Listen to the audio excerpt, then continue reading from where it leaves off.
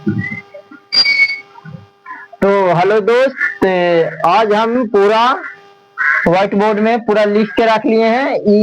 Lucent का पूरा syllabus होता है। तो सिलेबस के मतलब क्या होता है इसे जानिए। सिलेबस एक लोकेशन की तरह है। क्या? सिलेबस एक लोकेशन की तरह है। जो मान लीजिए आपका परीक्षा कहीं चल गया, सिलेबस एक लोकेशन की तरह है। लोकेशन यहाँ है, लोकेशन यहाँ है।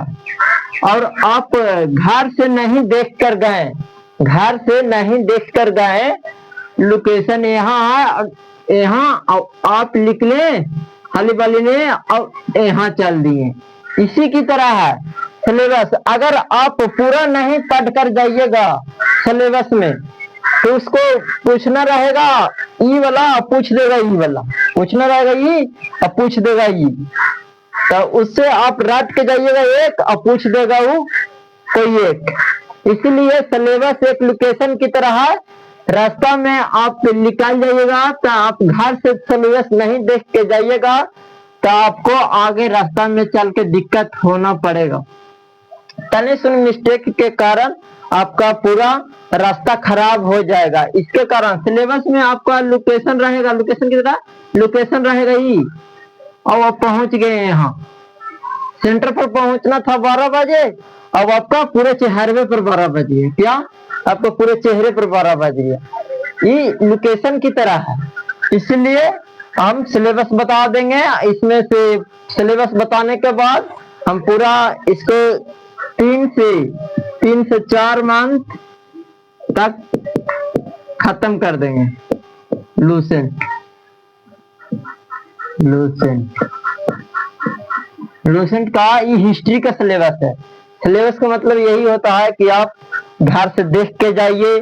आज का टेक्नोलॉजी का जमाना है, सिलेबस कहीं देख लीजिए एक बार, चैप्टर बाय चैप्टर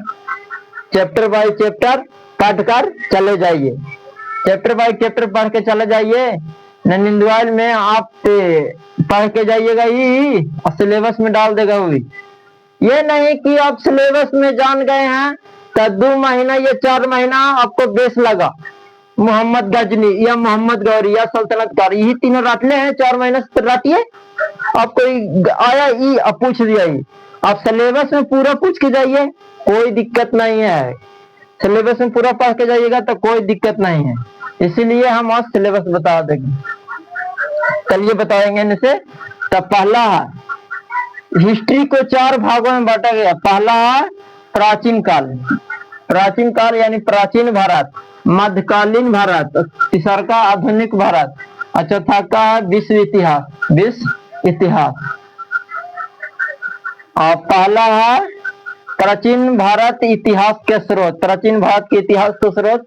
और दूसरा है प्रौद्योगिकी इतिहास काल, और तीसरा है सिंधु सभ्यता, चौथा है वैदिक काल, और पंचमा है महाजनपद का उदय, चौथा है जैन धर्म, और पंचमा है बौद्ध धर्म, अच्छा, और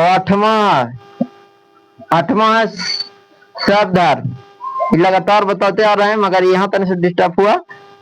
8वां है शैव धर्म, 9वां है वैष्णव धर्म, 10वां है इस्लाम धर्म, 11वां है ईसाई धर्म, 12वां है पारसी धर्म, 13वां है मगध राज्य का उत्कर्ष, 14वां सिकंदर, और उसके बाद है मौर्य साम्राज्य, फिर ब्राह्मण साम्राज्य, भारत का युवन राज्य, उसके बाद है शक, फिर उसके बाद है कुषाण, इसके बाद है संगम, फिर गुप्त साम्राज्य, फिर वक्टक राजवंश, इसके बाद है पुष्यभूति वंश या वर्धन राजवंश, और दक्षिण भारत के प्रमुख राजवंश।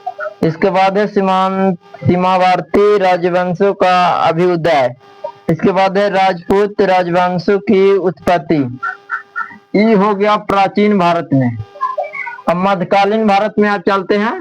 भारत पर अरबों का आक्रमण, अब मोहम्मद गजनी, उसके बाद मोहम्मद गौरी, उसके बाद सल्तनत काल, उसके बाद विजयनगर साम्राज्य, उसके बाद ब्राह्मण राज्य, उसके बाद स्वतंत्र प्रांतीय राज्य, सूफी आंदोलन, उसके बाद भक्ति आंदोलन, उसके बाद मुगल सम्राट, उसके बाद मुगल राज्य, मुगल शासन व्यवस्था, उसके बाद मराठों का उत्कर्ष। इसमें है 26 और इसमें है 12।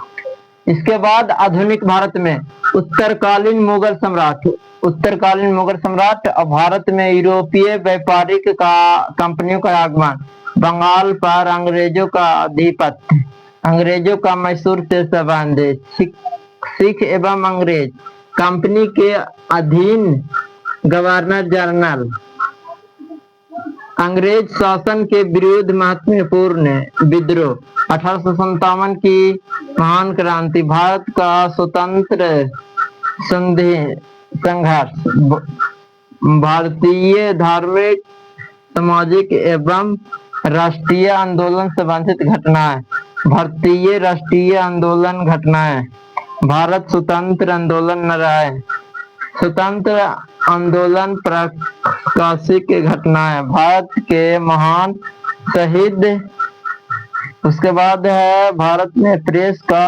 विकास, उसके बाद है कांग्रेस अधिनियम कब और कहां, उसके बाद है ब्रिटिश आयोग समिति, उसके बाद है उपाधि, उपाधि जो नारा देता है, उपाधि नारा नहीं, उपाधि मतलब देता है जो ना नारे या याची की उपाधि किनको मिला हुआ है, भारत की ऐतिहासिक लड़ाइयां, प्रमुख राजवंश तथा राजधानियों के संस्थापक, इसके बाद है सामाजिक सुधार एवं अधिनियम।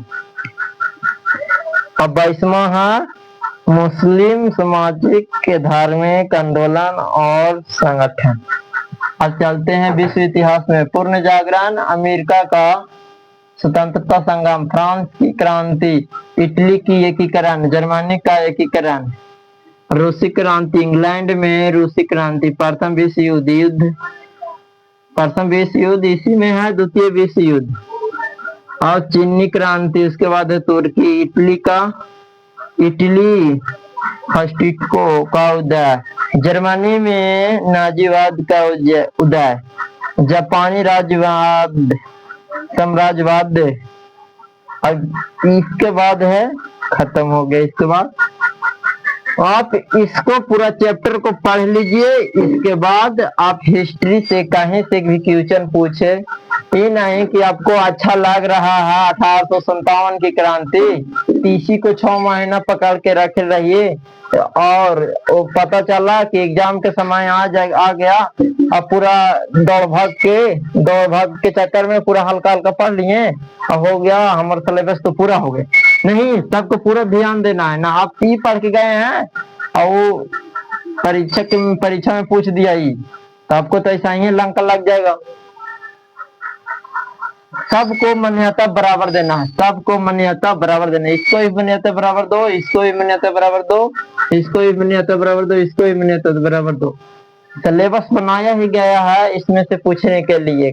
सिलेबस से मतलब होता है कहीं से भी क्वेश्चन पूछ सकता है, ये नहीं है कि विश्व इतिहास से क्वेश्चन उठा रहा है तो विश्व इतिहास से क्वेश्चन उठाएगा, नहीं है। आधुनिक भारत से भी क्वेश्चन उठा सकता है, मध्यकालीन भारत से भी क्वेश्चन उठा सकता है, प्राचीन भारत से भी उठा सकता है, कहीं से भी क्वेश्चन उठा सकता है, इसलिए सिलेबस बनाया गया है। तो चलते हैं और अगले क्लास में हम बताएंगे, शुरू करेंगे प्राचीन भारतीय इतिहास के स्रोत अगले क्लास में।